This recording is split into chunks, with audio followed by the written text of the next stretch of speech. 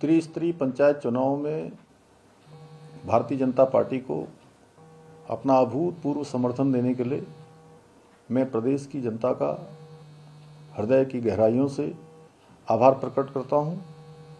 उन्होंने जिला पंचायत के अभी घोषित हुए 11 परिणामों में से 10 में भारतीय जनता पार्टी को सफलता प्राप्त हुई है, विजयश्री दी है, अपना आशीर्वाद दिया है। और ब्लॉक प्रमुख के चुनाव में 89 ब्लॉक प्रमुखों के जो कैंडिडेट थे उसमें से हमारे 61 प्रत्याशियों को अपना आशीर्वाद दिया है, विजयश्री दिलाई है। मैं सभी का हृदय से आभार व्यक्त करता हूं। ग्राम प्रधान भी हमारे 85% हमारी विचारधारा के जीत के आए हैं। बड़ी मात्रा में पंचायतों के प्रतिनिधि जीत कर आए हैं। ये माननीय प्रधानमंत्री श्री नरेंद्र मोदी जी के नेतृत्व में प्रदेश में चल रहे विकास रूपी महायज्ञ में उत्तराखंड की जनता की ओर से सामूहिक आहुति है।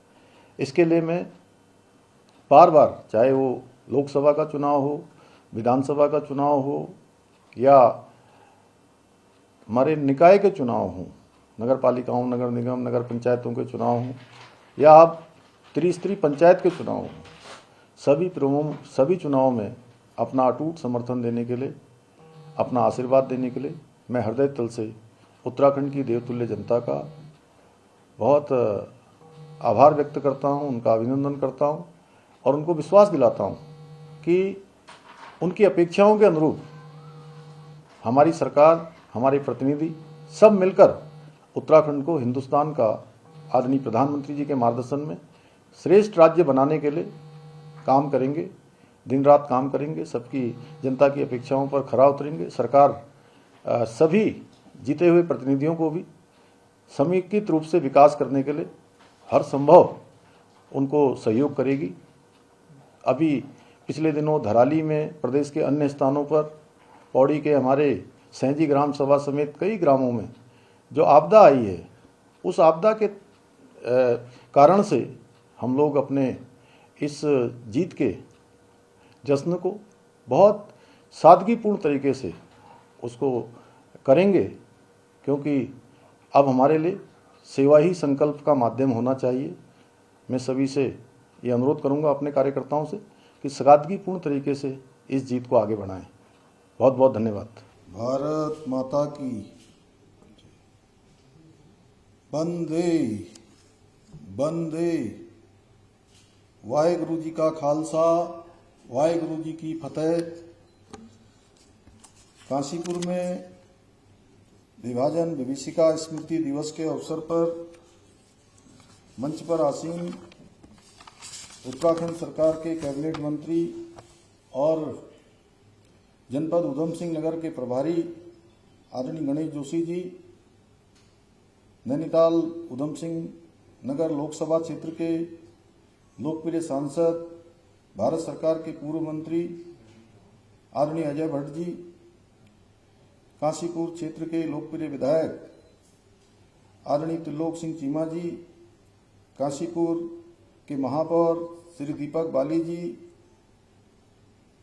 पूज्य संत स्वामी हरि चैतन्य जी महाराज, जिला पंचायत के अध्यक्ष नवनिर्वाचित श्री अजय मौर्य जी, महापौर नगर निगम रुद्रपुर श्री विकास शर्मा जी, जिलाध्यक्ष भारतीय जनता पार्टी श्री कमल जिंदल जी, मनोज पाल जी, प्रदेश महामंत्री खिलेंद्र चौधरी जी, श्री दिनेश मानसेरा जी, राम मल्होत्रा जी, पूर्व विधायक हमारे वरिष्ठ नेता आदरणीय हरभजन सिंह चीमा जी, शशांक गहतोड़ी जी, पुष्कर काला जी एवं सभी आए हुए हमारे दायित्ववान सभी कार्यकर्ता, सभी ब्लॉकों के हमारे ब्लॉक प्रमुख, जिला पंचायत सदस्य, ग्राम प्रधान, नगर पालिका, नगर निगम के सभी सभासद, पार्षदगण, उपस्थित सभी बड़े बुजुर्ग, माताएं, बहनें, सभी मेरे नौजवान साथियों, उपस्थित मीडिया के सभी मित्र और जिनको आज मुझे वहां पर सम्मानित करने का सौभाग्य प्राप्त होने वाला था, लेकिन मैं आप सबके बीच में वर्चुअल माध्यम से जुड़ा हूं, इसलिए मैं उनके पूज्य नामों का संबोधन कर रहा हूं। श्री जगदीश राज बाली जी, पीसी वर्मा जी, खरेबी लाल छाबड़ा जी, किशन चंद खरबंदा जी, राम प्रकाश बत्रा जी, जवाहर सिंह जी, तिलक राज रावल जी, सरस्वती खुराना जी, मोहन बाटला जी एवं सभी हमारे विभाजन विभीषिका जिन्होंने उस समय इस चुनौती का सामना किया। सर्वप्रथम मैं आज के इस अवसर पर भारतवर्ष के विभाजन का दंश झेलने वाले प्रत्येक भारतवासी को नमन करता हूं, जिन्होंने देश के विभाजन का असहनीय दर्द सहा और आजादी की कीमत अपने लहू और आंसुओं से चुकाया। मैं उन सभी वीरों और उनके परिजनों को दोनों हाथ जोड़कर प्रणाम करता हूं, जिन्होंने अपना सब कुछ गंवाकर भी अपने देश, अपने समाज और अपनी संस्कृति को जीवंत रखा। ये मेरे लिए अत्यंत गर्व का विषय है कि मुझे आज विभीषिका का दर्द झेलने वाले सभी सेनानियों को संबोधित करने का यहाँ से सौभाग्य प्राप्त हो रहा है। भाइयों बहनों, 14 अगस्त 1947 का वो काला दिन हम कभी नहीं भूल सकते, जब मजहब की आड़ में भारत माता को लहूलुहान कर दिया गया, भारत माता के दो हिस्सों में बांट दिया गया। जहां 1 और 15 अगस्त 1947 को पूरा देश आज़ादी का जश्न मनाने की तैयारी कर रहा था, उससे ठीक एक दिन पहले ही देश का हृदय चीरकर उसे 2 टुकड़ों में बांट दिया गया। ये दिन हमारे इतिहास का वो काला अध्याय है, जब करोड़ों लोगों को विभाजन की विभीषिका से गुजरते हुए अपने घर, अपने गांव, खेत खलिहान, दुकान, व्यापार, यहां तक कि अपनों से बिछड़कर शरणार्थी के रूप में जीने को मजबूर होना पड़ा। आज भी उन लोगों की आंखों में वो पीड़ा, वो दर्द जीवित है, जिनके माँ बाप इतिहास के उस काले दौर में उन्हें छोड़कर दुनिया से चले गए। जो लोग विभाजन विभीषिका के गवाह हैं, उनके लिए वो एक ऐसी दर्द भरी याद है। भारत माता की, भारत माता की, टपकेश्वर महादेव की, टपकेश्वर महादेव की, घाट काली मैया की, घाट काली मैया की। आज योगा पार्क के उद्घाटन व विकास कार्यों के शिलान्यास के अवसर पर मंच पर आसीन हमारे रायपुर विधानसभा के लोकप्रिय विधायक आदरणीय उमेश शर्मा साहू जी, कैंट क्षेत्र की लोकप्रिय विधायक आदरणीय सविता कपूर जी, महानगर के देहरादून महानगर के महापौर भाई सौरभ सत्याल जी, सचिव श्रीधर बाबू आदांती जी, नगर आयुक्त नमामि बंसल जी एवं नगर निगम के सभी हमारे पार्षदगण, सभी आए हुए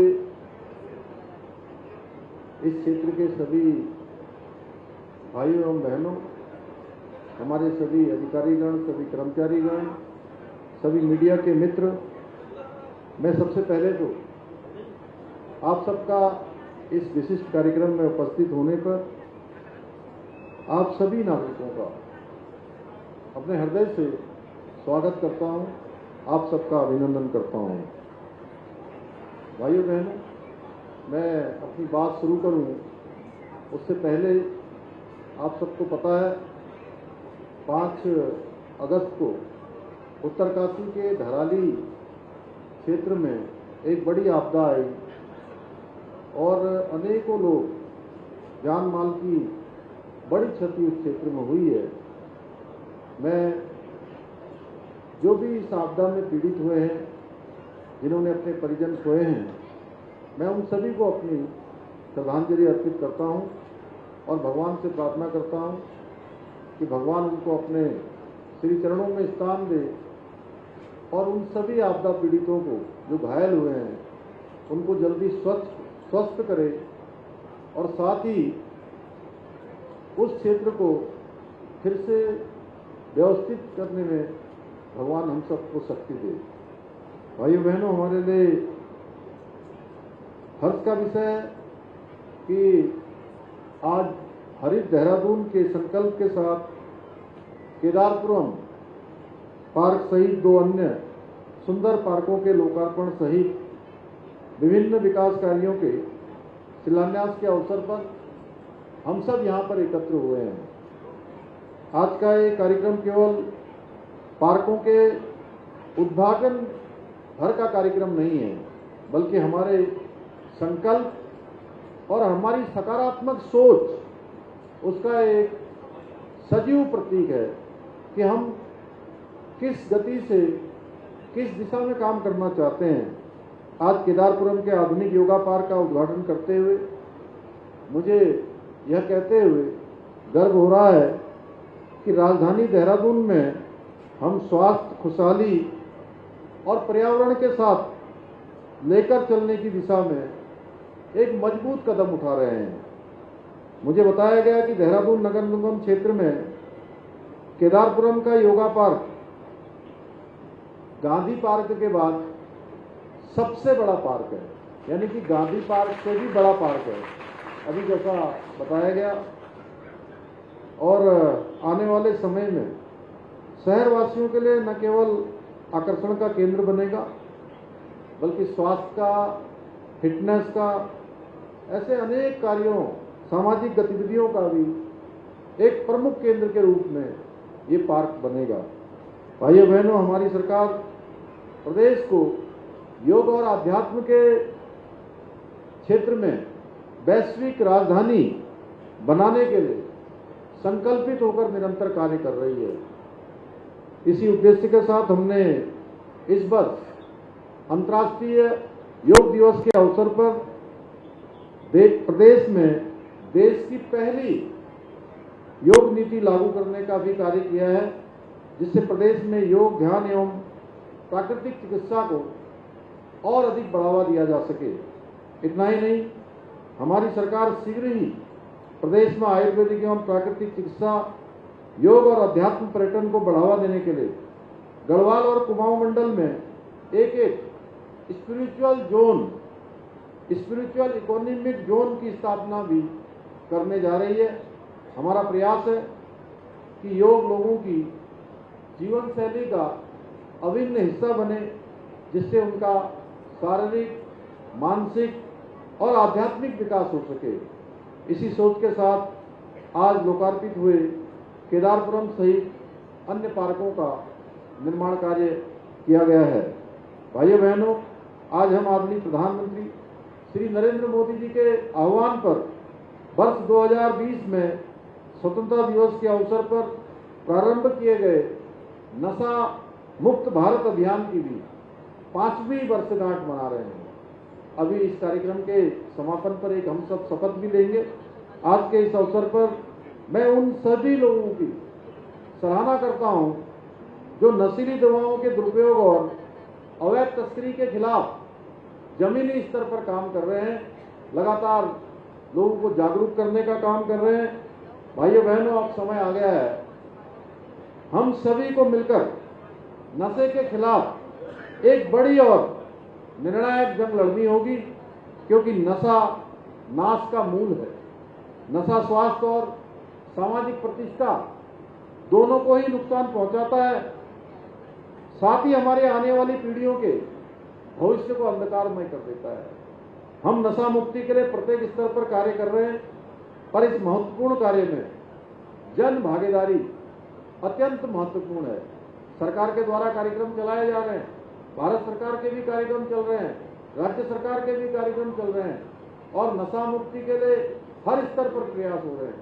लेकिन जब इसमें जन सहयोग, जन भागीदारी सुनिश्चित हो जाएगी, निश्चित रूप से हमारा उत्तराखंड पूरी तरह से ड्रग्स फ्री हो जाएगा, नशा मुक्त उत्तराखंड हो जाएगा। भाइयों बहनों, और हमारा सपना ड्रग्स फ्री उत्तराखंड का है, इसको हम सबको पूरा करना है। राज्य में पिछले 3 वर्षों में जहां मादक पदार्थों की तस्करी में लिप्त 4000 से अधिक लोगों को गिरफ्तार किया गया है, वहीं 203 करोड़ रुपए से अधिक मूल्य की नशीली सामग्री भी जब्त की गई है। आज इस अवसर पर मैं सभी युवाओं से एक अपील करना चाहता हूं कि वो स्वयं भी नशे को पूरी मजबूती के साथ ना कहें और अपने साथियों को भी नशे के लिए ना कहने के लिए प्रेरित करें। भाइयों बहनों, हमारी सरकार ड्रग्स के कारोबार और इससे होने वाले कमाई के खिलाफ जीरो टॉलरेंस की नीति के तहत कार्रवाई कर रही है। इसलिए नशा मुक्त उत्तराखंड से नशा मुक्त भारत बनाने के लिए हम कोई कसर नहीं छोड़ेंगे। भाइयों बहनों, आदरणीय प्रधानमंत्री श्री नरेंद्र मोदी जी के मार्गदर्शन एवं सहयोग से हमारी सरकार उत्तराखंड के समग्र विकास के लिए निरंतर कार्य कर रही है। चाहे वो राज्य के बुनियादी ढांचे का विकास हो, शिक्षा का क्षेत्र हो, स्वास्थ्य का क्षेत्र हो, हर क्षेत्र में सुधार हो रहा है। यह युवाओं के रोजगार के लिए नए अवसरों को सृजित करना हो। इसी क्रम में हम देहरादून को एक आधुनिक और विकसित शहर बनाने के लिए पूरी प्रतिबद्धता के साथ कार्य कर रहे हैं। आज देहरादून में लगभग 1400 करोड़ रुपए की लागत की विभिन्न परियोजनाओं पर कार्य किया जा रहा है। जहां एक और शहर में पर्यावरण संरक्षण को बढ़ावा देने के लिए 30 इलेक्ट्रिक बसों का संचालन किया जा रहा है, वहीं निजी इलेक्ट्रिक वाहनों के लिए 11 स्थानों पर चार्जिंग स्टेशनों का भी निर्माण किया गया है। हम देहरादून में ट्रैफिक और पार्किंग की समस्या का स्थायी समाधान के लिए योजनाबद्ध तरीके से निरंतर प्रयासरत हैं। इसके लिए हम विभिन्न स्थानों पर भूमिगत ऑटोमेटेड पार्किंग का निर्माण करा रहे हैं। वहीं ट्रैफिक के दबाव को कम करने के लिए रिस्पना और बिंदा नदियों के ऊपर एलिवेटेड रोड के निर्माण योजना पर भी हम कार्य कर रहे हैं। क्योंकि आप सभी को पता है कि एक आध महीने के अंदर ही जो हमारा दिल्ली से देहरादून एक्सप्रेस वे का काम है वो अब पूरा होने वाला है। उसका पूरा होते ही देहरादून शहर में आने वालों की संख्या और तेजी से बढ़ने वाली है और देहरादून दिल्ली की जो दूरी है मात्र 2 से 2.5 घंटे की होने वाली है। एक्सप्रेस वे बनने के लिए बनकर तैयार हो गया है। जल्दी ही उसका लोकार्पण भी आदरणीय प्रधानमंत्री जी करेंगे। इसलिए भाइयों बहनों, हमारा प्रयास है कि देहरादून की जो हमारी आवागमन की सुविधा है वो अच्छी है, वो जाम इत्यादि की समस्या से लोगों को परेशान न होना पड़े। उसके लिए हम एक बड़ी योजना पर काम कर रहे हैं। अगले 25 सालों के लिए अगले ध्यान में रखते हुए उस योजना को बनाया जा रहा है। भाइयों बहनों, प्रदेश भर में लगातार हो रही भारी बारिश से कई इलाकों में जल भराव की स्थिति पैदा कर दी है। अभी हमारे आदरणीय विधायक काऊ जी ने आप सबके सामने कहा कि पिछले 3 दिनों से भारी बरसात हुई है और यहाँ भी अनेक स्थानों पर जल भराव की स्थिति उत्पन्न हुई है। आप सभी को मालूम है कि ये बरसात प्राकृतिक है जिसे न हम रोक सकते हैं और न ही विपक्ष रोक सकता है।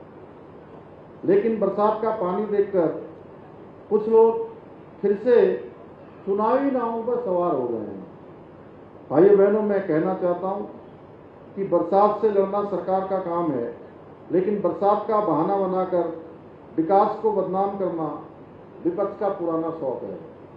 प्रदेश की जनता जानती है कौन धरातल पर उतर कर कार्य कर रहा है, समस्याएं आने पर उनके समाधान के लिए कौन प्रयास कर रहा है, कौन ग्राउंड जीरो पर होते हैं, कौन आपदाओं में लोगों के साथ खड़े होते हैं और कौन सिर्फ कीचड़ उछालने में माहिर हैं। मैं आप सभी को विश्वास दिलाता हूं कि हम चुनौतियों का सामना भी करेंगे और विकास को भी आगे बढ़ाएंगे। किसी भी कीमत पर हम विकास को रुकने नहीं देंगे।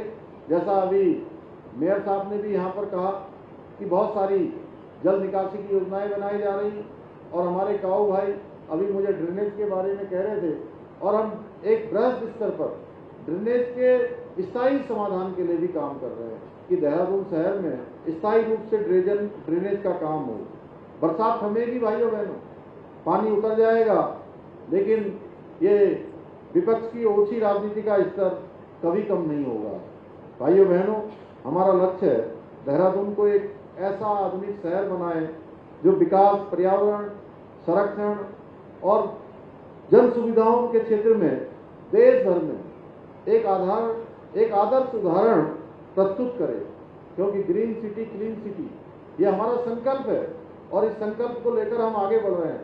और बहुत अच्छा है कि हमारे माननीय विधायक जी भी, मेयर साहब भी, सविता जी भी अपने क्षेत्र में काम कर रही हैं और अभी अभी हमारी डॉक्टर कल्पना सैनी जी राज्यसभा की सांसद ये भी आई हैं, ये भी लगातार इस क्षेत्र में काम कर रही हैं। मैं इनका भी बड़ा स्वागत करता हूँ। और हमारी मेयर हैं श्रीधर बाबू अदानकी जी हैं, ये सब लोग मिलकर एक टीम उत्तराखंड के रूप में, हमारी टीम उत्तराखंड को देश का श्रेष्ठ राज्य बनाने के लिए काम कर रही है और सच में हमारे प्रयास आगे भी बढ़ रहे हैं।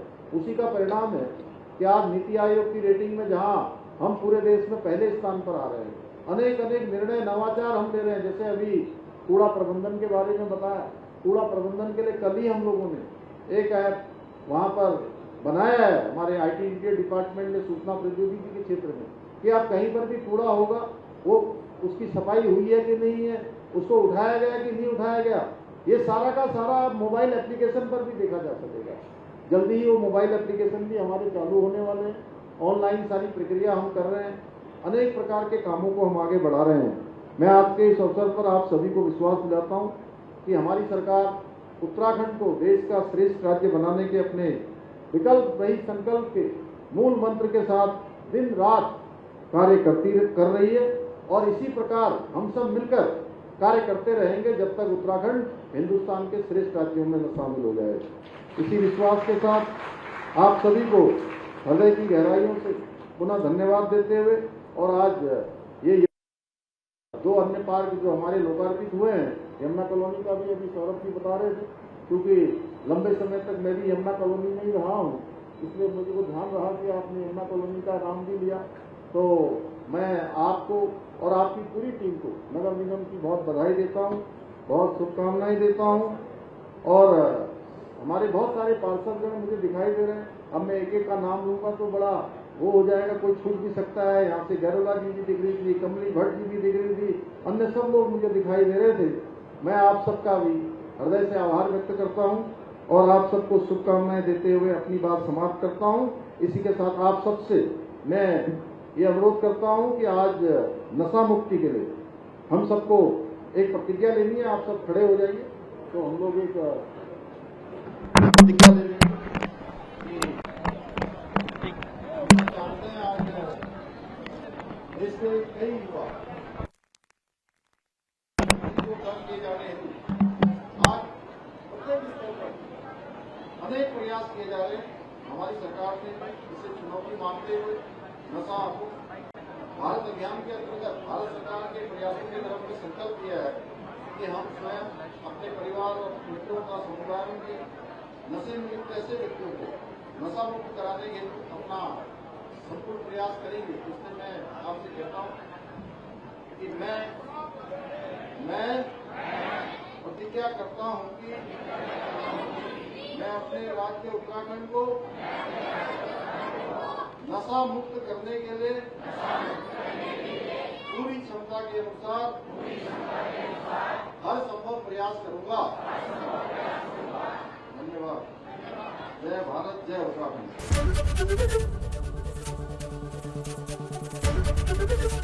ABP गंगा, खबर आपकी, जुबान आपकी।